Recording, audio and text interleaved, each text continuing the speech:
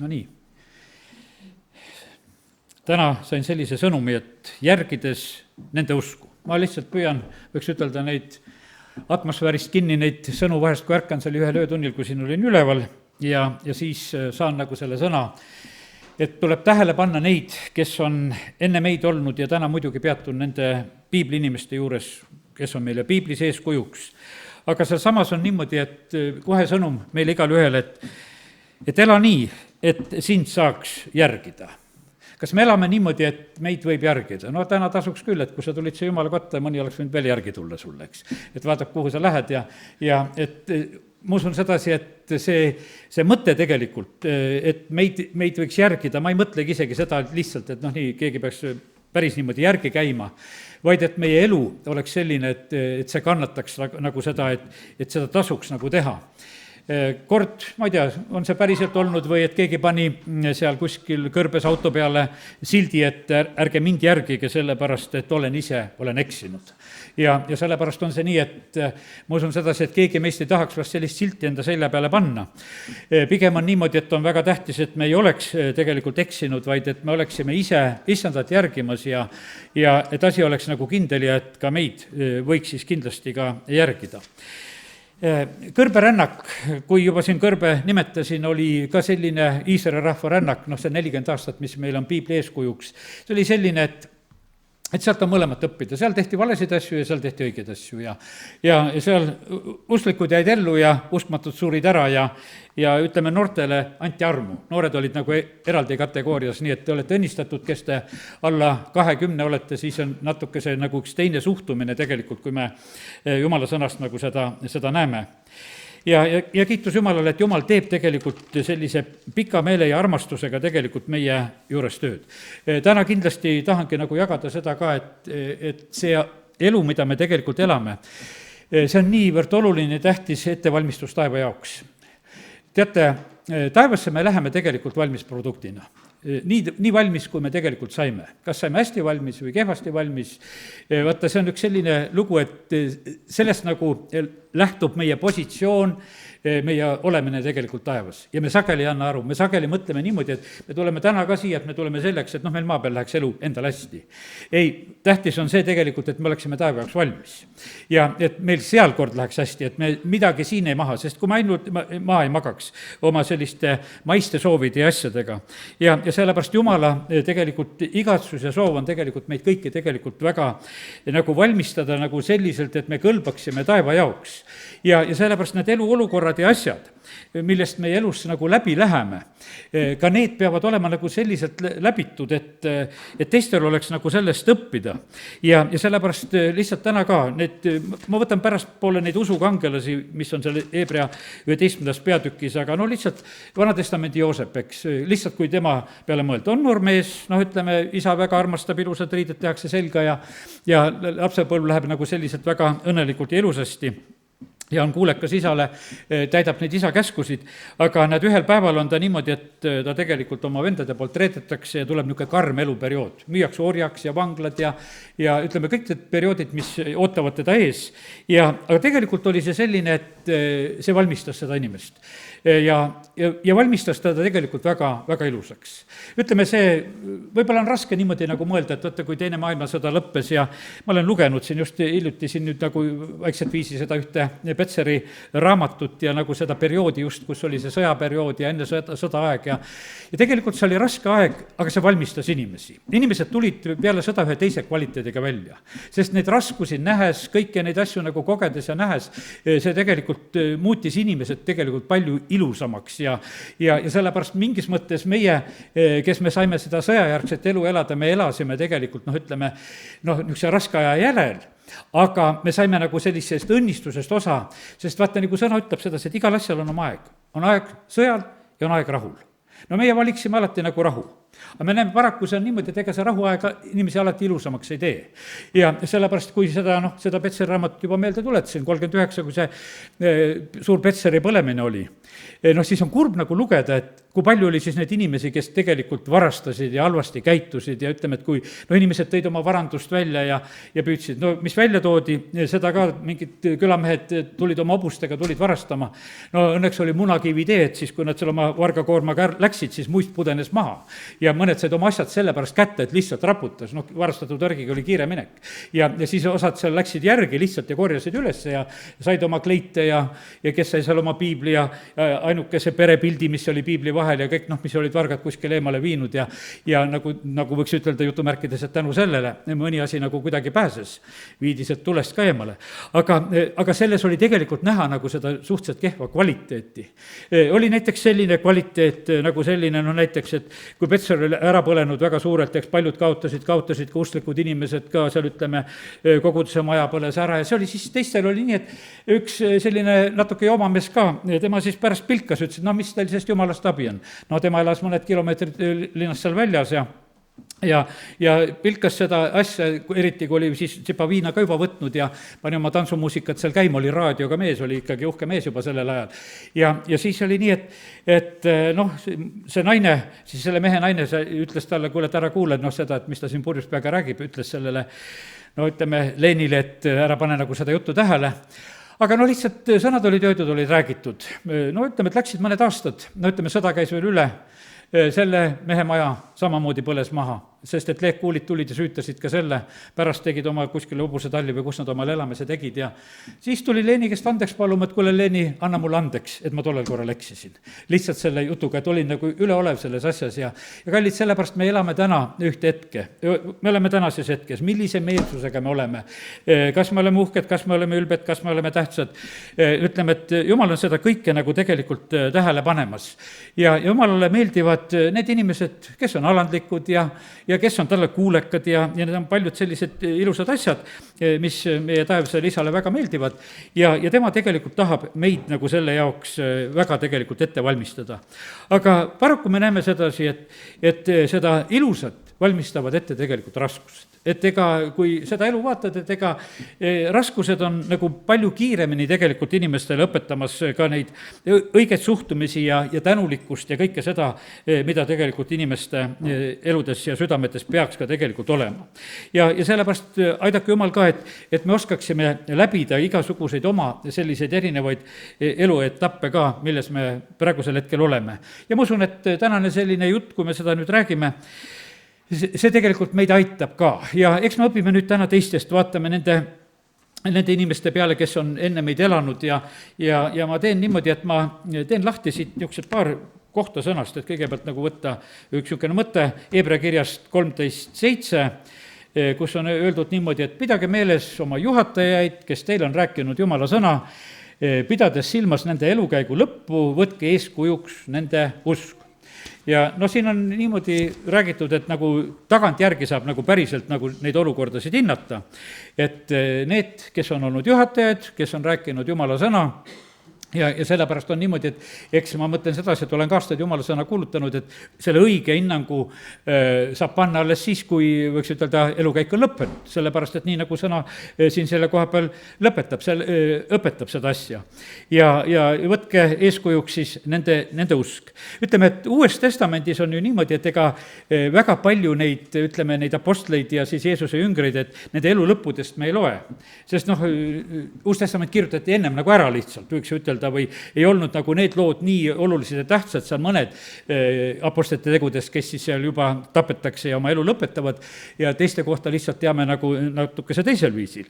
Aga ütleme, et see ei olegi tähtis, et kõik oleks siin kirjas, vaid ma usun sedasi, et igaüks meist, ütleme, et väga tähtis on just see elu lõpetamine. Kui filosoofide koha pealt rääkida, kui nende elulugusid lugeda, siis on selline lugu, et need lõpetavad kuidagi väga imelikult. Sellepärast, et vaata see elukäigu lõpp, muidu need mõtted ja asjad olid suured ja kõrged, mida inimesed rääkisid. Aga kui siit piibli seda mõtet võtta, siis on nii, et õige hinnangu saab alles siis nagu panna, kui vaatad sedasi, et kuidas, millise tulemuse see tegelikult tõi. Ja sellepärast, ja siis võib seda elu nagu järgida, kopeerida ja väga tähtis on tegelikult see elukäigu lõpu tähelepanek on see, et kas sellel oli siis sellist tulemust. No muidugi me kristlastena ütleme ja kunagi mööda ei pane, nii nagu ütleme, et alati, kui jumalateenistusel oled, kui lapsenagi oli, et küsiti vahest meie käest, et kuule, mis seal räägiti, siis me igaks juhuks ütlesime, et Jeesusest räägiti. Et siis oli igal juhul läks vast märki ja kallid, lähebki tegelikult märki. Ja täna ka, kui me räägime ühest elukäigu lõpust, siis võiks ütelda, kui sul rohkem meelde ei jää, siis jäta Jeesuse elukäigu lõpp meelde. Sest see oli see tegelikult ilus. Ta rääkis ette, et tal varsti on nii, et ta peab kannatama ja surema. Valmistas oma lähedasi ette, oma õpilasi eriti, kellega ta seal 3,5 aastat oli koos, ja et see ei tuleks selliselt ootamatult, täiesti niisugune meeldiv tegelikult selline ettevalmistusperiood, see ei olnud väga pikk, see oli kuskil pool aastat, kus ta selle teemaga nagu tegeles ja valmistas oma õpilasi ette. Ja siis on näha sedasi, et kuidas ta lõpetab, kuidas ta hoolitseb tegelikult just oma õpilaste eest, kui teda juba kinni tuldi võtma, siis ta vaatas, et nemad saaksid ära minna ja et need pääseksid sealt ära ja kuidas ta hoolitses tegelikult oma ema eest veel ristil olles ja kuidas ta tervendas seal, ütleme veel, kui teda oli kinni võetud selle ühe kinnivõtja ühe kõrva, keda Peetrus seal mõgaga oli löönud ja sellepärast vestleb seal Jeruusalemma naistega, kes nutsid tema pärast ja kurjategijaga vestleb seal risti peal ja Pilatusega ja ülempreestriga ja me näeme sedasi, et see kõik oli selline ja muidugi, mis oli väga oluline sellise elu lõpetamise koha pealt, ta teadis, kuhu ta läheb. Ta teadis tegelikult väga selgelt, ta tunnistas, ta rääkis üldse, ta peale, surnust ülestõusmist veel kinnitas ja rääkis, et kuidas ta on tegelikult isa juurde minemas ja vaata, see on üks selline ilus selline elu lõpp, kui midagi jääb niimoodi kindlalt. Et ei ole mitte mingisugust niisugust ehku peale värki, vaid see oli väga kindel ja õige asi, kuidas Jeesus jättis selle eeskuju meile, et nii tegelikult peakski meie eludes tegelikult olema. Apostel Paulus ütleb Philippi kirjas, ka ütleb väga võimsalt, ütleb selliselt, et teda võib ka tegelikult jäljendada. Ja ma vaatan, see on Philippi kirja 3:17, kus ta niimoodi ütleb sedasi, et vennad, võtke mind eeskujuks ja jälgige neid, kes elavad nõnda, nagu meie teile eeskujuks oleme. Ja sellepärast tuletan seda meelde, et paratamatult meie, kes me usurahvana oleme, tahad või ei taha, me oleme teistele ikkagi ka nagu eeskujuks. Meid jälgitakse sellepärast, et kuidas me usklikena elame, kuidas me käitume, mida me teeme, mida me räägime. Seda pannakse tegelikult ikka tegelikult tähele. Ja eks me kõige lähemad, ma võiks ütelda niimoodi, et see päris nii ei oleks, et 24/7 saavad meie kodused meid jälgida, aga üldises mõttes võib niimoodi ütelda. Sest et kui vahepeal oled tööl ja oma ülesannetes ja lapsedki on kodust ära, siis see päris, see number nii täis ei lähe, aga ta tegelikkuses ikkagi on, võiks ütelda, peaaegu just see. Ütleme, töökaaslased saavad tsipa vähem. Seal võib-olla 5 päeva nädalas ja enam-vähem kui 8 tunni värke, kui sul on töökaaslased, siis nad saavad sind jälgida. See on selline periood. Ja siis ütleme, et on mingisugused jälgijad on veel, näiteks kas või naabrid. Naabrid jälgivad 365, sellepärast, et need jälgivad lihtsalt, nad jälgivad aknast ja nad vaatavad sedasi, kuidas käitud ja see ei ole nii lähedane kontakt, aga nad jälgivad ja saavad üsna palju tegelikult aru, kes millal tööle läheb, kes millal tuleb, kuhu ta pühapäeval läheb, mida ta teeb, üldse, et me taipame ju neid asju ära, isegi ei pea nende naabrite nimesid teadma, aga kuidagi me neid ära kirjeldame ja üksteisele räägime ka vahest nendest inimestest, kes me ümber on. Ja paneme niimoodi neid inimesi tähele tegelikult. Ja sellepärast, kallid, lihtsalt täna ka tuletan seda meelde, et väga tähtis on see, et me jätaksime hea eeskuju. Eeskuju tegelikult on, ütleme, vanemate eeskuju on lastele väga tugev. Kui vanemad valetavad, varastavad, arvad sa, tuleb seda eeskuju ja tuleb seda julgust, et seda sama teha. Ütleme, kõik abielude koha pealt eeskujud, kas ollakse või ei olda, kas lahutatakse, kõik on nagu niisuguse reaktsioonina tegelikult läheb edasi ja kipub tegelikult olema nii, et järgnevates põlvkondades nõrgad asjad tegelikult nagu kipuvad võimendama. On muidugi teistmoodi ka, et vahest on nii, et kui seal ikkagi vanemad väga joovad, siis lapsed teevad otsuse, et me ei taha seda, et me hakkame teistmoodi elama aga muidugi on see väga, väga tugev on tegelikult nagu kindlasti selline eeskuju tugevam kui tegelikult igasugused sõnad, mida meie oleme rääkimas. Jeesus variseride koha pealt ütleb niimoodi, et kuule, nad ajavad õiget juttu, aga ärge nende tegude järgi tehke. Ja see on see Mattiuse 23:3, kus Jeesus ütleb sedasi, et nad nad tegelikult räägivad õiget juttu, aga nad ise seda ei tee ja sellepärast jutt veel kõlbab, aga teod ei kõlba. Ja sellepärast see on muidugi kurb, need asjad peaksid nagu tegelikkuses nagu kokku minema. Nii et kõik need elusündmused, millest me oleme läbi minemas, need on meid kujundamas, nende keskel me elame ja sellepärast oleme, ütleme, see praeguse aja põlvkond ja sellepärast aidaku meid Jumal, et ka meie usurahvana oskaksime praegusel hetkel elada. Nüüd teeme nii, et nagu ütlesin, et võtame seal ühe sihukese rea ette ja see on see Hebra 11. peatükist on need usukangelased ja vaatame nende, et keda, ütleme, Hebra kiri seab nagu sellises mõttes nagu eeskujuks, et kelle peale tasuks nagu vaadata. Ja siin on, ütleme, sellised erinevad siis inimesed, keda me siin nägema hakkame.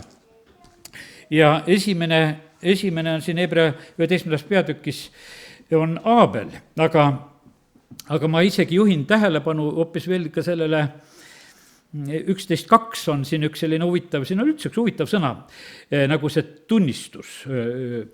Ma loen esimese ja teise salmi ka. Usk on loodetava tõelisus ja nähtamatute asjade tõendus. Selle kohta on ju esivanemad saanud tunnistuse. Esivanemad on saanud tunnistuse, esivanemad on saanud nagu sellise kinnituse või ütleme, nagu sellises mõttes on see sõna nagu. Ja vaata, siit tulebki nagu see, et nende esivanemate kaudu tegelikult tulevad paljud asjad nagu järeltulevale põlvkonnale nagu teatud sellise selgusena. Et selle kohta on ju esivanemad saanud tunnistuse. Siis on, et usus me mõistame, kuidas on maailm loodud Jumala sõna läbi, nii et nägematust siis sündis nähtav. Ja siis on esimene inimene, keda siin tuuakse näiteks, on Aabel. Ta tõi Jumalale parema ohvri kui Kain ja kuna Jumal andis tema andide kohta tunnistuse ja usu kaudu ta räägib veel surnunagi. Praegusel hetkeni räägib, võiks ütelda. Ja sellepärast on see nii huvitav nagu seda näha, et üks inimene elas ja tema, ütleme, tema elust, meil on kõige nagu olulisem ja tähtsam hetk on see, et ta ühel hetkel tegi ühe sellise ohvri, mis Jumalale oli meelepärast, Jumal võttis selle vastu, Jumal andis oma tunnistuse selle koha pealt ja see jäi nagu, ütleme, selle mehe nagu selliseks elu nagu selliseks märgiks, mille peale me läbi aegade võime mõelda ja see on meile tegelikult on eeskujuks. Ja sellepärast kiitus Jumalale, et tema elus oli nagu selline usus ohvri toomine, ta tegi seda tegelikult usu läbi ja sellepärast on see nii, et kui seda usuasja hakkame mõistma, siis me mõistame, et mis tähendab üks usus ohvri toomine. Aga siis oli üks teine mees Eenok, kelle kohta piiblist ka me väga palju üldse ei tea. On selline, kes järgmisena öeldi, et usus võeti Eenok, et ta ei näeks surma ja teda ei leitud enam, sest Jumal oli ta ära võtnud juba enne, kui ta ära võeti, oli ta saanud tunnistuse, et on Jumalale meelepärane. Ja ta oli selline mees, kes lihtsalt kõndis Jumalaga. Ja ütleme, et praegusel hetkel, ütleme, et kes kellega käib, seda nagu öeldakse vähem. Vanasti oli see arusaamine, et kes kellega käib, et kes kellega kurameerib või selline, nüüd on niimoodi, et kes seal kuskil arvutis kirjutab üksteisele või neid sõnumeid saadab, see käib hoopis nagu teistmoodi, see paljuski, see käimise asi on vist palju soikunud nagu sellises mõttes. Aga vaata, Eenoki koha pealt pandi tähele, vaata, seal oli ajastu, maailma ajastu üks selline periood, kus ütleme, hakati uuesti nagu tegelikult Jumala poole püüdma ja teda appi hüüdma ja sellepärast on see niimoodi, et ka Eenok on nagu üks selline, mida ütleme, nimetatakse ka praegusel ajal, et tuleb nagu selline Eenoki põlvkond. Ja selles mõttes on niimoodi, et olete ka üks Eenoki põlvkond, kes te praegusel hetkel tulete Jumala kotta. Siin on lihtsalt üks selline Jumalaga käimine. Mis see siis on? Tulite siia, tulite usus, et oleme täna siin Jumala sõna juures ja sellepärast on see niimoodi, et teistele võib see olla, et näed, niisugused nad on seal. Käivad selle Jumalaga sellisel moel. Ja inimesed panevad seda tähele, eriti siin Jumalakoja juures panevad tähele, et nad teavad, millal on meie koosolekute ajad ja siis nad jälgivad sedasi, kuidas neid autosid tuli ja kas seda rahvast ikka tuli või ei tulnud, nemad tegelevad nende asjadega siin ümberringi. Ja sellepärast, kallid, nii me siin oleme siin selles maailmas elamas.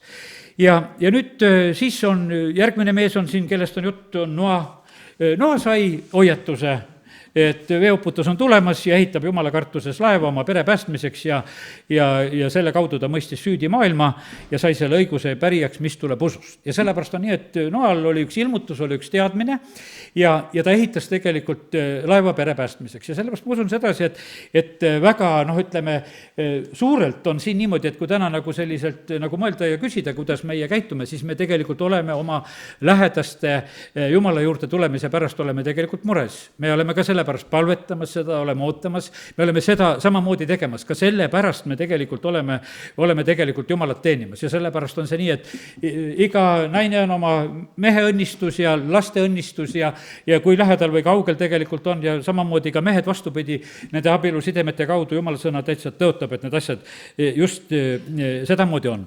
No siis tuleb, ütleme, et siin üks selline suurem usumees ja see meie usuisa Abraham, hiljem siis, eks, kelle kohta on väga palju erinevaid sõnu, kuidas ta oli kuulekas issandale, kuidas tal läks ja kuidas ta usus elas võõral tõotatud maal seal ja kuidas siis usu läbi lõpuks Saara sünnitab Iisaki ja kõigist nendest asjadest on räägitud ja kuidas ta tegelikult ootas seda linna, mille aluse rajajaks oleks issand ja mille ehitajaks oleks siis tegelikult Jumal.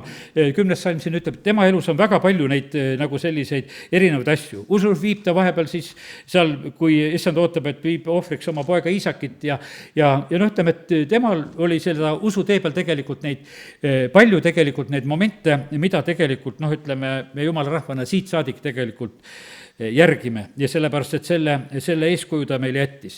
Teate, ja ma ütlen, et üldse on see nii, et näiteks, et temast on juba rohkem seda ka negatiivset poolt, kus ta mööda pani ja kus ta valesti tegi ja ka need on tegelikult olemas. Ja meie ka, sellepärast ega me keegi ei ole täiuslikud, et meid niimoodi, et järgida niimoodi jäägitult, et mitte midagi ei ole meil valesti.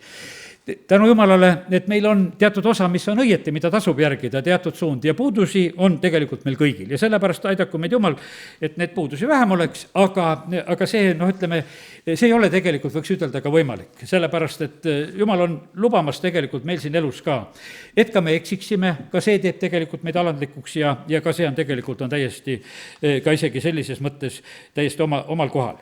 Nii et siit need, ütleme, Abrahami lugesime ära.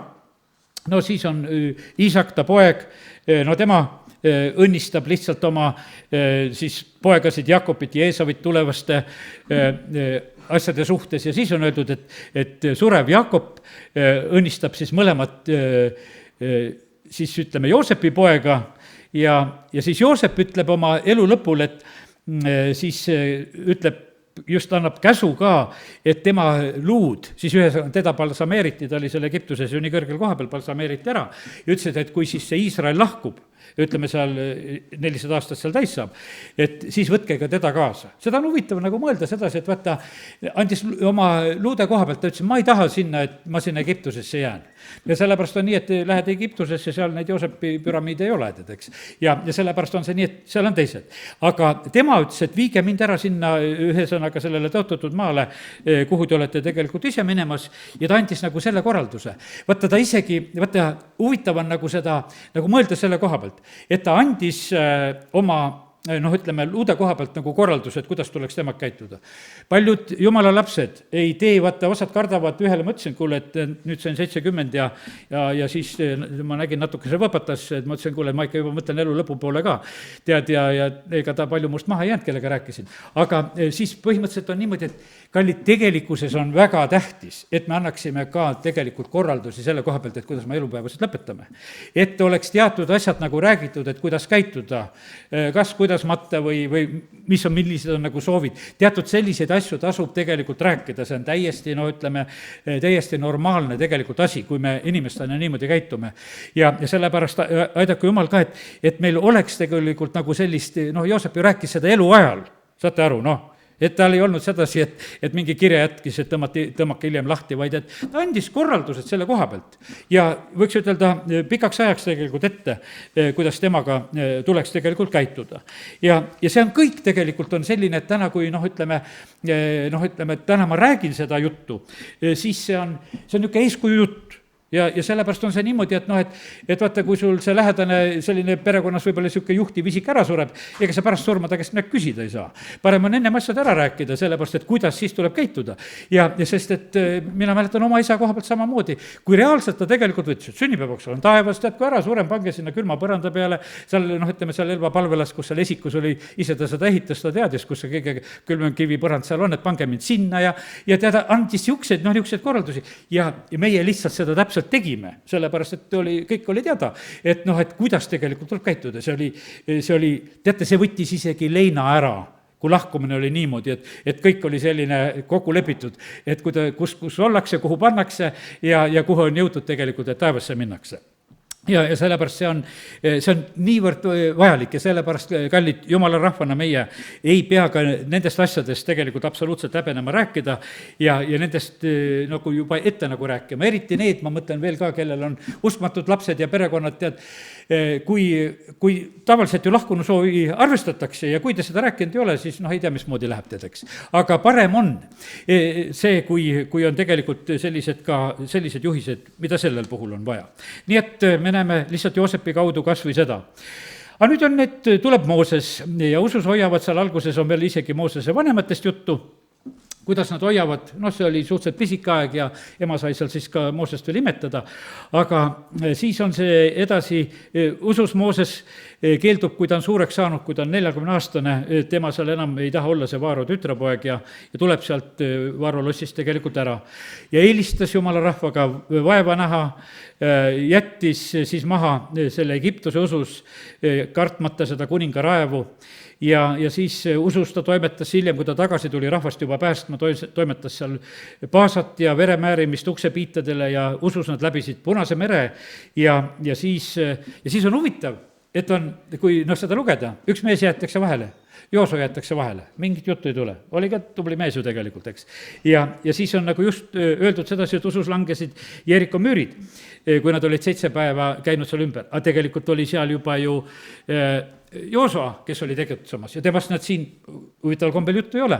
Hoopis räägitakse, et oli seal, Jerikos oli üks hoor Rahab, kes ei hukkunud koos nende sõnakuulmatutega, vaid ta oli seal rahuga vastu võtnud need Iisraeli salakuulajad ja siis ta pääseb. Ja siis tuleb üks selline veel üks selline huvitav loetelu tuleb nagu selle koha pealt, et hakatakse rääkima nendest usukangelatest, kellest ei jõua nagu ja kellest pole aega rääkida.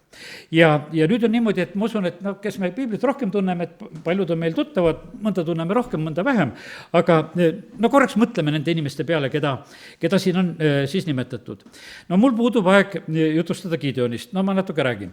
Ja Baarakist, Simsonist, Jeftast, Taavetist, Samuelist ja noh, siis on üldiselt prohvetid.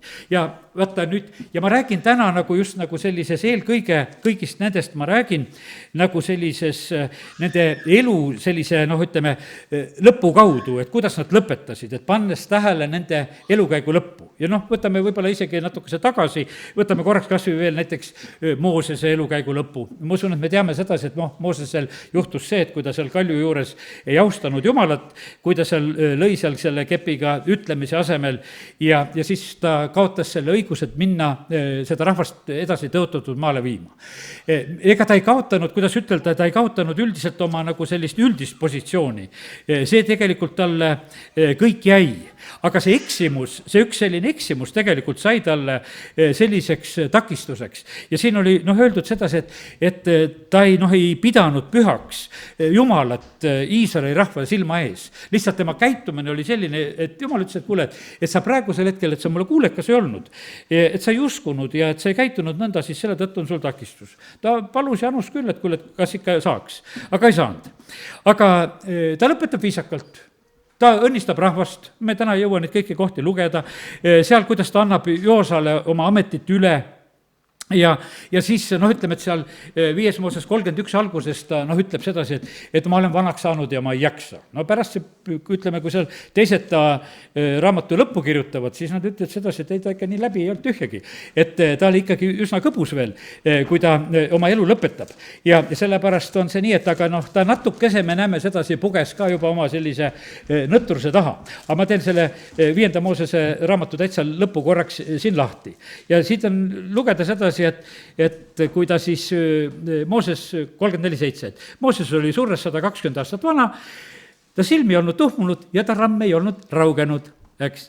Aga mida ta näed siin, kui siin praegusel hetkel ütleb, kus koha peal ta siin ütleb, siis on niimoodi, et 31 peatükk selle alguses ta ütleb, et teine salm, et mina olen nüüd 120 aastat vana, ma ei jaksa enam minna ega tulla ja issand on mulle öelnud, et sina ei lähe üle Jordani.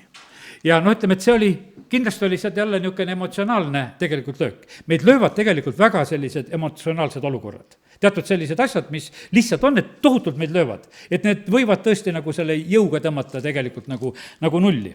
Aga ütleme, et põhimõtteliselt füüsiliselt me näeme, et ta elus nagu sellises nullis ei olnud. Aga ta lõpetab ikkagi nagu ütleme, väärikalt ja tal on väga väärikas koht on Jumala riigis ja sellepärast on see niimoodi, et ütleme, et selles mõttes on kõik hästi. Ja ma ütlen, et ärme sellepärast ka kuidagi väga mures ole, et ütleme, et kuidas me elu läheb, vaid püüame nendest näidetest praegusel hetkel midagi nagu leida, et mis meile nagu õnnistuseks oleks. No nii, kes seal meil veel siis olid seal? Ma teen selle 11. peatüki siit ikkagi lahti. Ja nii, et läksin korraks siit Moosese juurde tagasi, aga kes meil siis olid? Meil olid, siin oli näiteks oli Gideon. Vaata, Gideoni koha pealt on niimoodi, et ei hakkagi algust nagu rääkima, et kuidas Gideoni lõpp oli. Ega vaata, see Gideoni lõppu me ka räägime nagu vähem, eks, sellepärast, et kohtumõistjate raamatus meil oli väga tähtis sedasi, et kuidas Gideon seal need midjanlased ära võidab ja kuidas kõik suur võit tuleb, aga kohtumõistjate raamat räägib ka tegelikult meile sellest lõpust, kuidas Gideon lõpetab. Tal oli, lõppkokkuvõttes oli tal väga suur pere, ma isegi selle pere juurde nagu ei lähe, aga siis on niimoodi, et nüüd on niimoodi, et kui ütleme, et need Midjani kuningad ja asjad on vangistatud ja võidetud ja teatud asjad on nagu ühel pool, siis kohtumõistjate 22 räägitakse, et siis see Iisraeli rahvas, mehed tulid Gideoni juurde ja ütlesid, et kuule, et valitse meie üle, nii hästi sina kui su poeg ja su pojapoeg ja et sa oled meid päästnud Midjani käest. Võtsid nagu teda niisugusesse kuninga positsiooni. Gideon ütleb alandlikult, et ei valitse mina teie üle ega valitse mu poeg teie üle, vaid issand valitseb teie üle. Ja Gideon siis ütleb neile, et ühte ma palun, et iga mees andku mulle oma saagist saadud ninarõngas, need olid kuldrõngad. Neil olid olnud ju kuldrõngad, sest nad olid ju ismaliidid, ühesõnaga siis saab neid kuldrõngaid seal. 26 salm, mehed siis viskasid sellest sõjasaagist neid kuldrõngaid talle kokku, mida Gideon oli siis palunud, vaagisid 1700 kuldseeklit. Peale nende kaelaehete ja kõrvarõngaste ja purpurriiete, mida Midjani kuningad olid kandnud ja peale kettide, mis olid nende kaamelite kaelas. Ütleme, et ikkagi seda, kui sa mõtled, et kaamelitel ka ketid ja igasugused kullad ja värgid olid kaelas, ikka vägev värk oli. Ja mis nüüd Gideon tegi? Ta tegelikult valmistas endale õlarüü ja asetas selle oma linna ohvrasse. Ja kogu Iisrael käis seal oraviisil selle järel ja see sai Gideonile ja tema soole püüde paelaks. Ütleme, et vaata see, see oli preestrite nagu see üks riietusese, aga see tehti tegelikult väga suurepärane ja väga suur ja vägev, nähes seda kogust, mis sinna kulda ja värki kõike kokku nagu läks. Ja sellepärast oli see nii, et see sai niisuguseks nagu kummardamise objektiks lausa. Ja ta alguses ütleb, et pole tühjagi vaja, aga siis ta ju valmistas tegelikult endale nagu selle õlarüü. Ja siis on nii, et see tegelikult nagu oli ka selliseks, temale püüdepaelaks. Aga lihtsalt rohkem ma palju ei räägi, vaata mingisugused nagu sellised asjad, kuidas ütleme, mida inimesed nagu teevad ja nüüd ühel hetkel on niimoodi, et Gideoni elus on ikkagi üks selline väga kuldne mälestus, mida ta sellel hetkel nagu ise oli valmis ja soovis, et seda ka tehtaks ja lõpetas nagu sellisel moel oma elu. Hea küll. Oldi suhteliselt veel siiski nagu jumalat teenimast, pärast seda ju läks jälle Baalide juurde see rahvas ära, aga Gideoni mõju tegelikult oli nagu sellises mõttes ikkagi eluajal oli ka suhteliselt oli hea. Nii et oli selline mees. Nüüd siin on neid mehi veel, kellest me räägime, siis oli Baarak. Baarak on üks kohtumõistja ja vaata, kelle koha pealt on niimoodi, et tegelikult on niimoodi, et kes seal olid, sellel ajal olid seal sellised, ütleme, naised tegelikult, kes olid väga tegutsemas, Debora oli seal, eks, kes sellel hetkel oli tegelikult selline jumala käest sõnumite saaja. Kui siis nüüd mõelda selle Debora ja Barak ja Siisera, noh, ütleme, kohtumõistjate 4. peatükk nagu räägib sellest. See on veel nüüd ennem siis Gideoni, eks, need lood on seal. Ja nüüd on niimoodi, et see Barak mehena, ta tegelikult ei julge vastutust võtta, teda kutsutakse, et sina pead tegelikult praegusel hetkel minema nagu sõtta. Ja sellepärast, aga ta tegelikkuses on niimoodi, et ta ei julge nagu seda päris teha. Ja siis ta ütleb sedasi kuule Deborale, et sa pead tulema ka. Aga Debora ütleb selle peale, aga vaata nüüd on niimoodi, et Siisera, üks naine, tuleb tegelikult sinna veel mängu ja sina kõik au endale tegelikult ei saa. Ja sellepärast, kallid, nii see on, et kui mehed vastutust ei võta, kui nad ei võta peredes kohtades vastutust, kui nad ei võta kogudustes vastutust, siis need asjad lähevad lihtsalt teist lugu. Sellepärast, et sellel hetkel oli niimoodi, et põhimõtteliselt vaadati tema peale, ta läks tegelikult nagu sinna sõtta aga lihtsalt selle tõttu, et ta päriselt ei julgenud, me näeme sedasi, et tema elus on niimoodi, et ta on usukangelaste ritta pandud, tema nimi on toodud mehena siia välja meil, eks, Hebra kirjas, aga põhimõtteliselt me näeme sedasi, et seal midagi tegelikult hammustavad küljest ära need naised tegelikult, kes olid siis julged ja tublid sellel ajal tema kõrval seal ka just tegutsemas. Nii et Barakast võime niimoodi mõelda. Nüüd siis on, üks on seal Jefta veel, eks. Jeftast me ka tegelikult väga palju ei räägi ju. Aga Jefta lood on, ütleme, et Jefta lood on niisugused omamoodi päris rasked lood, kui neid mõelda. Ja siis on niimoodi, et Jefta päästab siis kord Iisraeli ammonlaste käest. Jefta oli Hoora naise poeg. Ta oli, ütleme, sellises mõttes nagu üks vallaslaps ja seal ongi niimoodi, et kuna isal oli siis oma naisega, aga olid ka veel lapsed, siis need teised pojad ütlesid, et kuule, et sina ka minema. Et sa ei ole ikkagi üks päris poeg ja sellepärast on see niimoodi, et ikkagi väga tähtis on niimoodi, et ikkagi, kui sa oled abielus sündinud, kui sul on isa ja ema, kõik asjad on nagu sellises mõttes on nagu korras, ütleme, siis niimoodi lihtsalt nagu ära tõugata ei saa. Aga nüüd Jefta oli selline mees, et teda lükati ära. Et ega lapsed süüdi ei ole, et nad niimoodi sünnivad. Et sellepärast, et seal on ikkagi need suured inimesed tegemas ju neid asju. Ja siis aga nüüd teised pojad siis ütlesid, et sina ei saa päris osa meie isakojas, sest sa oled teise naise poeg. Teine salm siin 11 peatükk lõpeb. Ja siis Jefta põgenes oma vendade eest ja elas Toobimaal ja Jefta ümber kogunesid tühised mehed ja tegid koos temaga retki. Lihtsalt ta oli sunnitud sellist elu elama. Aga näed, ta on usukangelaste peatükis on täitsa sees, eks. Ja siis, aga nüüd tuli selline häda, et vaata tulid need ammonlased tulid kallale sellele Iisraeli sellel hetkel. Ja siis nad võtsid, kuule, aga meil oleks juhti vaja. Ja siis lähevad Jefta juurde, et tule meile juhiks. 6. salm. Tule ja ole meile juhiks, et saaksime sõdida ammonlaste vastu. Aga tema ütleb sedasi, et kuule, te olete mind ära ajanud, mis te mind nüüd kutsute praegusel hetkel, kui teil nüüd on endal kitsas käes ja nad ikka käisid väga peale ja põhimõtteliselt ta jääb nagu nõusse ka ja seal on omad teatud läbirääkimised natukene käivad. Ja me näeme tegelikult, et Jefta, kes on siin usukangelane ja tema elust üks selline seik, mis meil eeskujuks on väga vahva, ta tegelikult hakkab diplomaatiaga pihta. Ta kõigepealt tegelikult proovib, et ühesõnaga ta püüab samamoodi, et ta püüab sedasi, et nende ammonlastega läbi rääkida ja et tegelikult lahendame selle asja ära, siin 12 salm. Jefta läkitas käskjalad ammonlaste kuningaile ütlema, et mis on sinul minuga tegemist, et sa tuled mu juurde sõdima minu maa vastu. Aga see ammonlaste kuningas oli jälle nagu ülbe ja sellepärast nad kokku leppida ei saanud.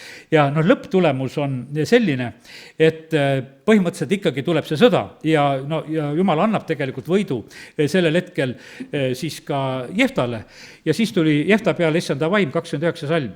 Ja ta läks sealt ja ühesõnaga nendele ammonlastele vastu ja ammonlased anti Jefta kätte ja seal olid tema oma suust niisugused mõttetud sõnad, mida ta rääkis, ma ei hakka seda tütrelugu praegu üldse täna rääkima, aga ka lihtsalt vaata, jälgida tuleb suud. Vaata, sellepärast on see niimoodi, et need on kõik, ütleme, hoiatavad lood, et lihtsalt tühiseid sõnu võiks ütled välja ja need on tegelikult siis pärast suureks tegelikult probleemiks.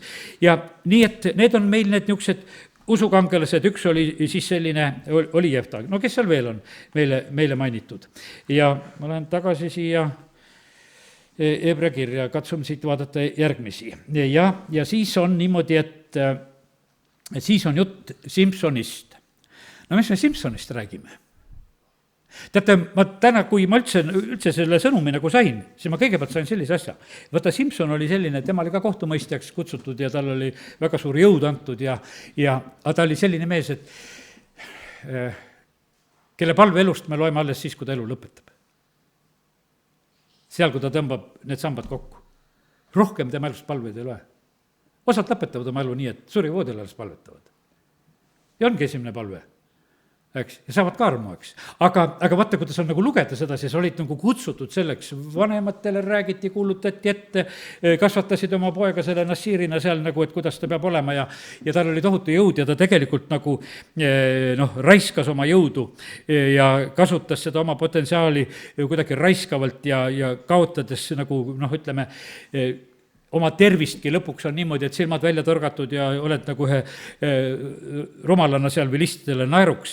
Ja sellepärast lihtsalt on nagu see, võtta tema elust on nagu sellist õppida. Ja sellepärast on kallid, kuidas meie oma usuelu elame. No ütleme, et me ei ole kõik siukseks Simsoniteks kutsutud, et meil ei tea, mis suur jõud ja mismoodi elame siin.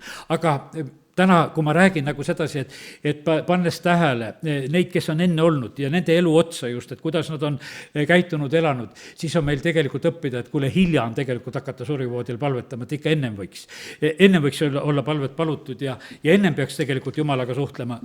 Tegelikult kogu elu võiks olla see periood, kus tegelikult suhtleks inimene Jumalaga ja siis tuleksid tegelikult need olulised tegelikult sellised juhised ja asjad tegelikult Jumala käest, mida oleks vaja. Ja üldse asi ei olekski üldse halvasti. Aga paraku ta on nii. Ja siis me näeme, et kui ta seal lõpuks siis ütleme, ühe palve palub, loeme selle Simsoni palve ka ära, otsime selle üles. Sest et vaata, siis kui ta on juba seal orjana käsikivi ringi ajamas ja ta on lihtsalt seal vilistidele naeruks ja vilistid olid väga õnnelikud, et nende taagon on tugevam kui taeva Jumal. Ja 23 salm Simsoni surmast on räägitud ja vilistide vürstid kogunesid, et ohverdada suurt ohvrit oma Jumalale taagonile ja olla rõõmsad, et nad ütlesid, et meie Jumal on meie kätte andnud Simsoni, meie vaenlase. Kui rahvas seda nägi, siis nad kiitsid oma Jumalat, seda väikse tähega Jumalat, ja nad ütlesid, meie Jumal on meie kätte andnud meie vaenlase, meie maalajastaja, kes lõi meist paljud maha. Ja nende süda oli rõõmus ja siis nad ütlesid, kutsuge Simson, et ta meid lõbustaks. Ja nad kutsusid Simsoni vangikojast ja ta tegi nendele nalja nende ees siis ja nad panid ta seisma sammaste vahele. Aga seal vahepeal oli see, et vaata Simson olid hakanud juuksed kasvama, milles see tema vägi seal oli, eks, kes seda lugu teab, eks.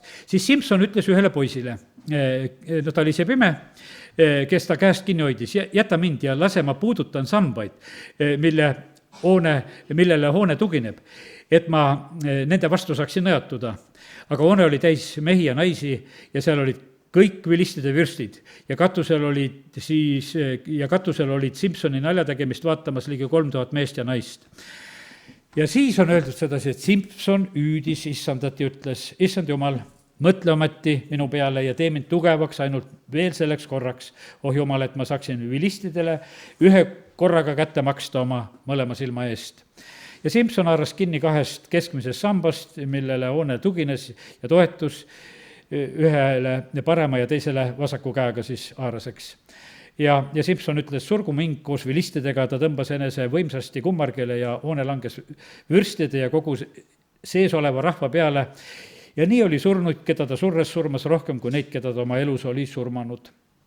Ja ütleme, et Simsoni elu lõpeb nagu sellisel moel.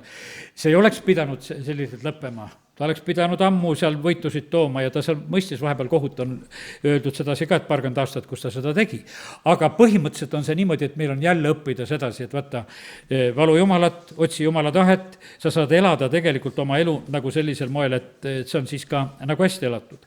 Ja siis järgmine asi on see, et on ka siin Taavet oli vist nimetatud veel, jah? Taavetit me tegelikult teame vist üsna hästi ja siis on Taavetist ja Samuelist on juttu. Kuidas Taaveti elu lõpp oli?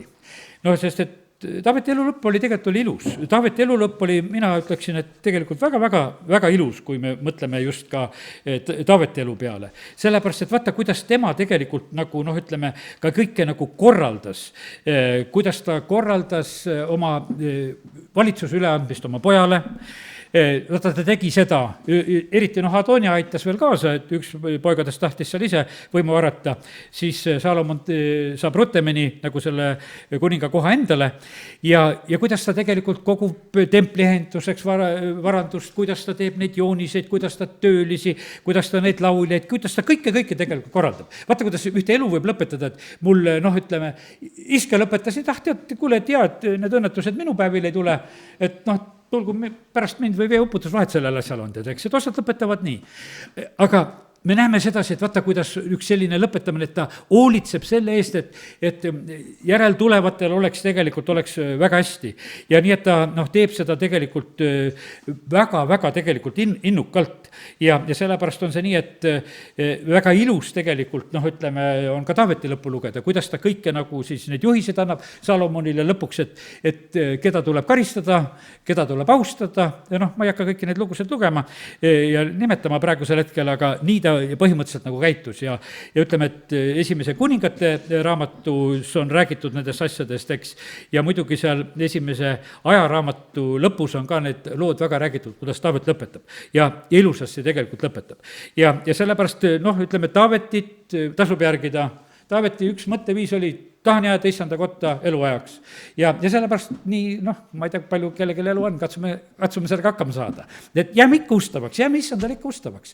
Ja sellepärast see on, tegelikult on see super, et me võime tegelikult olla nagu selliselt oma elu tegelikult elamas, et terve meie elu on tegelikult pühendatud ka issandale. Sellest ajast saadik, kui me sellest asjast aru saime, eks. Nii et ka see on asi. Nüüd oli üks mees oli veel, kes oli Samuel. Ja nähtavasti sellega peab hakkama täna lõpetama ka, muudkui aeg läheb.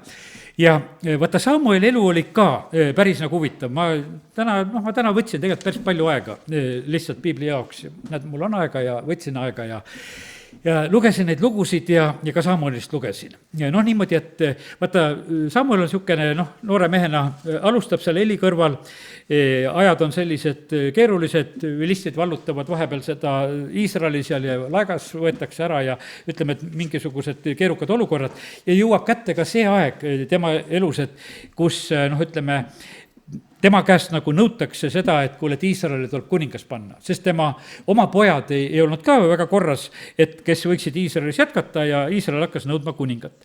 Ja nüüd on niimoodi, et mis me Samueli koha pealt võtaksime, ma võtaksin niimoodi, et ma teen koha lahti, sest tal on üks selline lõpetamise peatükk ja see on nagu tema, kus see siin tuleb, kohe teeme lahti.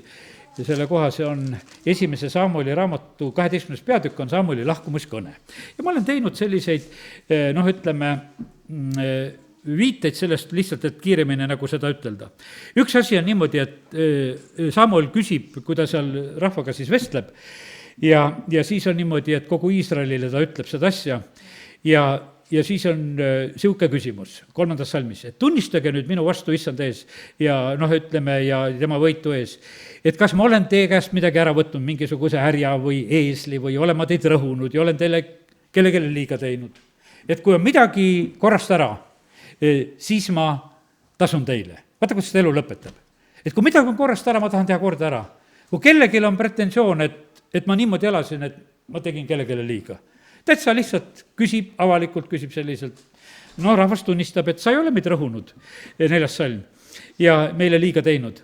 Ja sa ei ole kellegi käest midagi võtnud, aga ta kontrollib nagu sellise olukorra nagu üle. Aga siis ta hakkab rääkima tegelikult rahvale, hakkab tegema ühte sellist ajalootundi. Ja tegelikult on niimoodi, et ega need ajalootunnid, mida nüüd ütleme, vanad, kes lahkuvad, neid tasub tegelikult väga tegelikult teha. Sest liiga palju läheb auda, ütleme, sageli meie lahkujate kaudu, sellepärast, et kuidagi ei saa räägitud asju nagu õigele. Aga Samuel teeb seda juba nagu varakumalt, sellepärast, et see on nagu see kuninga seadmise periood, ega ta veel kohe ei sure, aga siis ta räägib kuidas Iisraeli rahvas Egiptusest tulid välja, kuidas seal 8. salm, siis ta ütles, et nüüd ma lähen teiega kohtusse issanda ees, issanda ette siis, selle rahva lugudega just. Ja 8. siis salm räägib, et kui Jakob oli tulnud Egiptusesse ja vanemad kisendasid siis Jumala poole, kuidas Mooses ja Aaron tulid siis rahvast ära viima sealt, aga siis nad unustasid issanda ja siis nad jälle kisendavad Jumala poole, 10. salm ja siis Jumal läkitab nendele siis neid. Ja siin on huvitav, keda ta nimetab, et keda ta läkitas. Täna näed minu jutlusest ja ta läkitas neile 11. salm Jerubbaali, see tähendab Simsoni. Või Gideoni, mitte Simsoni. Gideoni läkitab, eks, Jerubbaal oli tema nimi, eks. Siis on nimetatud Jeftat ja siis ta nimetab ennast, et Samuel ka tuli. Tema olid niisugused tähtsad mehed, keda ta kokku luges. Teate, kui presidendid praegu peavad kõnet, siis nad kõik kuulevad, keda meelde tuletati, keda öeldi, keda ei öeldud, keda välditakse. Aga me näeme sedasi, et Samuel võttis väga huvitavalt, et ta võttis Gideoni ja siis ja Pedani ka veel, seda ei tulegi meelde, kes see on niisugune, eks. Jefta ja Samueli, siis ise ka seal, eks. Ja siis ta räägib neid lugusid ja ütleb, aga nüüd teil on kuningas ja nüüd te peate elama kuningaga, nüüd teil on niimoodi, et kui teil oli ennem ühte vaja kuulata, oli vaja Jumalat kuulata, aga nüüd peate kuulama Jumalat ja kuningat, mõlemad peate kuulama ja nüüd on teie elu nagu selline asi. Ja siis ta ütleb, et teate, tegelikult tegite kehvasti, et te oleksite võinud Jumala juhtimisel selle rahvana veel elada. Aga kuna te nõudsite kuningat, siis nüüd on nii, aga et te mõistaksite, et kui kehv ja halb tegu see tegelikult oli, siis ta ütleb, et ma palun ühe sellise imeteo praegusel hetkel, mis oleks nagu selle tunnistuseks. Astuge nüüd ette 16. salm ja vaadake seda suurt tegu, mida issand teeb teie silma ees. Ja vaata, ta julgelt käib ühe niisuguse märgi nagu välja, et mis nüüd hakkab juhtuma. Eks ole nüüd nisulõikuse aeg, aga mina hüüan issanda poole, et ta annaks äikest ja vihma, et te mõistaksite ja näeksite, kui suur on issanda silmis see teie pahategu, mis te olete teinud, nõudes enestele kuningat. Nisu koristamise ajal, aprillis-mais, ei esinenud vihmasadu, allmärge piiblis meile pandud ka, eks. Samuel hüüdis issanda poole ning issand andis sel samal päeval äikest ja vihma ja kogu rahvas kartis väga issandat ja Samueli. Ja siis nad seal parandavad meelt, ütleb, et me tegime halvasti, et me seda kuningat nõudsime, aga nii oli juba sündinud. Ja Samuel siis annab veel oma hoiatavad sõnad, et sellised huvitavalt tegelikult räägitakse meile ka nagu sellisest Samueli lõpust. Nüüd, nüüd olen neid lõpusid rääkinud. Mul oleks hirmus tahtmine veel teil üks teine jutlus pidada, aga ei saa, sellepärast, et kell on piirav. Ma teen ainult natukese niisugused ütlemised. Ma täna kuulasin ühte Andrei Zapovalovi 2-tunnist jutlust. Ja ega me päris lõpuni niimoodi kirjalikult kuulates ei suutnud, 20 minutit jäi mul kuulamata, vist õhtul kuulan veel selle ära. Aga põhimõtteliselt on nii, et aga see on niivõrd oluline nagu sellise tänase mõtte juures, mida ma olen siin rääkinud. Ma räägin nagu sellest meie elust, meie elu lõpetamisest. Ja vaata, on teatud asjad, mida meie saame ainult praegu teha. Taevas meie enam asju korda ei tee. Ma ütlen teile seda sellised, et me lahkume siit ja aluseks saab see, kuhuni meie tegelikult oleme jõudnud. Ja siin Andreil on üks väga tore jutlus, on selline poegade riietusest ja ta räägib seda, et vaata, kuidas Jumala, ütleme, laste nimedena, kui meid poegadeks nimetatakse, et vaata, siis meie siin maa peal saame juba sellise vaimse staatuse. Meil on see praegusel hetkel on ka. Vaata, kui ütleme, kurjad vaimud näevad, Jumal näeb, millises staatuses me oleme, millises vaimulikus riietuses me oleme, keda kardavad kurjad vaimud väga, keda väga ei karda, nad saavad täpselt aru sellest, et millises küpsuses keegi on, millises arusaamises, millises juba vaimulikus riietuses ja võidmises keegi on ja see vaimne maailm saab väga hästi sellest aru. Sest et on erinevad inimesed ja siin hiljuti just üks inimene küsis mu käest, et kuule, kes need pruudid on ja ma ütlesin, pruudid on vähemalt need, kes ju tegelikult teavad, et nad pruudid on. Ükski pruut ei ole mingisugune pruut, kui ta ei tea, et ta pruut on. Ja sellepärast, et Kristuse pruut on see, kes tegelikult väga igatseb issandaga kokku saada. Meil koguduses on olnud näiteks, et õde ütleb, et tead, et ma tahan, et mind maetakse valge kleidiga, et ma olen Kristuse pruut, et ma ei taha mingi must surm minna, tead, eks, et täiesti niisugune, täiesti teine suhtumine, igatsus issandaga kohtuda. Tead, see on täitsa, mu isa läks ka ütles, et mul on nii pidulik tunne, ma varsti näen seda issandat, keda ma 35 aastat olen kuulutanud. Et ma siit saadik olen usus olnud, aga ma nüüd varsti näen teda. Et mul on nii pidulik tunne, et varsti lähen lihtsalt kohtumisele praegusel hetkel. Ja sellepärast on see, ja vaata, siin ongi see erinevalt asjad. Ja osasid päästetakse nagu tukki tulest. Lihtsalt tulekahjus tuuakse välja, pannakse madratsi peale istuma, ära põled ja oledki siin nagu üks naabrimees kunagi oli. ja teised jooksevad ringi. ja sellepärast on see niimoodi, aga oled ka päästetud lihtsalt nagu sellises mõttes. ja sellepärast on see nii, et taevas on väga erinevad inimesed. Aga selle taseme tegelikult, millises olukorras me oleme, me saame siin maailmas ja see annab meile selle aupärja, ütleme, selle krooni pähe, kui uhke, ilusa positsiooni, kus me seal tegelikult oleme. ja no ütleme, et see kõik tegelikult tuleb ja isegi need meie taevased riided tegelikult kujunevad siit. Andrei rääkis natuke teistmoodi ja ma räägin natuke teistmoodi seda mõtet. Mulle tuli see teine pilt võtta. Vaata, sõduritel on mundrid, eks. No ütleme, et ja üldiselt on sõjameestel mundrid niimoodi, et noh, et tulevad need erinevad pagunid ja värgid, ütleme, auastmete järgi, millega eraldatakse, eks. Aga siis on üks kategooria on veel, mis nendele rinda laotakse. Ja osadel on ikka neid medaleid väga palju. Ja mõnel maal on need täitsa niimoodi, et ikka kohe nii, et üle rinna ja põlvede peale ka veel jätkub. Noh, et tohutult on palju neid, eks. On sellised. Aga vaata, mille eest saadakse need medalid? Andrei rääkis seda, ütles, et vaata, seal on nende kuldniitidega ja kalliskividega, kuidas me riided ilusaks tehakse, nii nagu selle, noh, kelle see Gideoni see suur rinnakilp või see, mis talle tehti seal või see seal talle tehti, eks. Ja aga et need tulevad, teate, kus koha pealt? Need tulevad elusündmuste kaudu. Eluraskustes tegelikult. Kui me eksameid läbime, iga medal tegelikult, ütleme, sõjamehe rinnas, peab olema mingi teene eest, mitte niisama. Ja sellepärast on see nii, et jah, olin sõjaväes, poisid ostsid kokku neid märkisid ja läksid, et noh, et ikka vene poisid eriti tahtsid minna, et kui sa koju lähed, et ei saa muidu naist ka endale, kui sul ikka märkiseid rinnas ei ole. Viikisid ja tegid ja ostsid üksteise käes neid märkiseid rinda ja läksid koju. Ja mina tulin ilma ühegi märgita, ikka naise sain. Ja sellepärast on see nii, et aga kallid, ma ütlen, et taeva jaoks me need märgid kogume praegusel hetkel siin. Ja see on, kui me läheme läbi tegelikult, vaata nendest eksamitest, nendest proovidest, kus tegelikult, mis eksamid meil on? Seal on meie usueksamid, seal on meie armastuse eksamid, seal on meie andestamise eksamid, seal on see eksam, et me ei kadestaks teisi, seal on kuulekuse eksam, seal on teenimise eksam, seal on ohvrite eksam, seal on alandlikkuse eksam ja kõiki neid me teeme maa peal. Taevas nendega ei ole mitte mingisugust pistmist. Ja nüüd on niimoodi, et ja vastavalt sellele on meil, võiks ütelda, need medaleid seal rinnas sellises mõttes. Ja see ei ole seotud absoluutselt mitte mingisuguse talendiga, et mis sul on antud, et mõni oskab hästi rääkida, mõni oskab laulda. Sellest meile medaleid kaela ei reputata. Need on Jumal andnud, kellel suu jookseb ja hästi räägib, vahet ei ole, las muudkui räägib, eks. Aga ja teine võib ilusasti laulda, sellest sa ei saa. Aga sa saad, kui sinu iseloomus on tulnud tegelikult need head muutused. Ja sellepärast, kallid, meil on täna tegelikult veel võimalus, et oma elu ilusasti lõpetada, teeme neid häid otsuseid, et me teeme oma elus tegelikult neid õigeid muutusi, mida on tegelikult on vaja. Sest et vaata, need tuleb tegelikult kõik ära teha. Mõnda palutakse surivoodil, kuule, anna andeks või tee oma suhtumisi korda. Teeme neid asju korda, teeme praegusel hetkel kohe korda. Sest et vaata, need on tõelise väärtusega asjad tegelikult, no ütleme, meie igaviku jaoks ja selle nagu tõelise sellise tulemuse jaoks ja sellepärast aidaku meid Jumal. Andreil oli selline nägemus nagu selle koha, ta ütles, et ta nägi niimoodi, et olid inimesed, et nagu riited olid ühtemoodi. Osadel olid väga ilusad ja siis ta ütleski, et noh, need teatud asjad, alandus ja kuulekus ja usk ja need ohvrimeel ja armastus ja need nagu kaunistasid need riited väga ära. Teistel olid, ütles, et oli nagu, noh, ütleme, et on nagu kuldsõrmus, ütleme, mis on nüüd kividega, aga kivid on puudu. Noh, ütleme, et lihtsalt on tühi nagu selline asi. Teised on nagu sellises olukorras. Et põhimõtteliselt on niimoodi. Armust, kui me saame päästetud, me saame kõik taeva jaoks need riided. No ütleme, et sest ilma pulmariideta me sinna ei saa, võiks ütelda, see riie peab olema. Aga see riiete kaunistamine, vaata need pühade õiged teod ja need seadmised, see on tegelikult meie teema.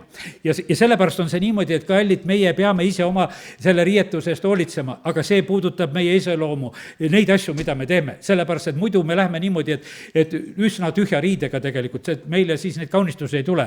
Need tulevad nagu selle kaudu. See Vene sõjaväes juhtus vahest üks talja ka, no meil oli väike väeosa ja kuidagi mingis mõttes sõbralikud oldi väga. no me ka seal vahepeal vaatasime, et pleegitasime klooriga oma sõdurimundri ära, siis ta läks üsna niisuguseks heledaks, peaaegu valgeks läks see sõdurimunder ja no lihtsalt mängisime neid. No seal lõuna pool olime ka ja väga, väga tore oli teha.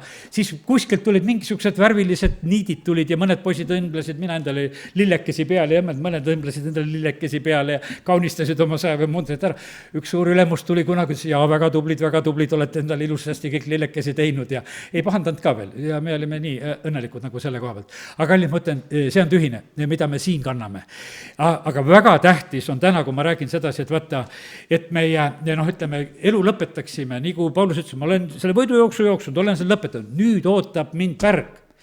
Nüüd on niimoodi, et ma võin minna, ma tean, et sellel on tulemus tulnud. Ja sellepärast on niimoodi, me peame lõpetama nii, et tulemus tuleb. Ma ei tea, mina küll olen juba tükk aega nagu selle peale mõtlemas. Ma tunnen, et mul on vastutus, mul on hulga lapselapsi. Ma leian sedasi, et see kõik on tegelikult üks minu vastutus, et kuidas tegelikult nagu lõpetada. Mu isad lõpetasid hästi, mitmest põlvest saadik. Ma kõike neid tean, Vana Siim ja Aleksander ja Paldur ja keda ma kõike ette tean. No Toivo peab ka sellega hakkama saama. Ja sina ka. Amen. Tõuseme ja oleme palves. Aga teeme siin jutlusele lõpu ja palvetame siis.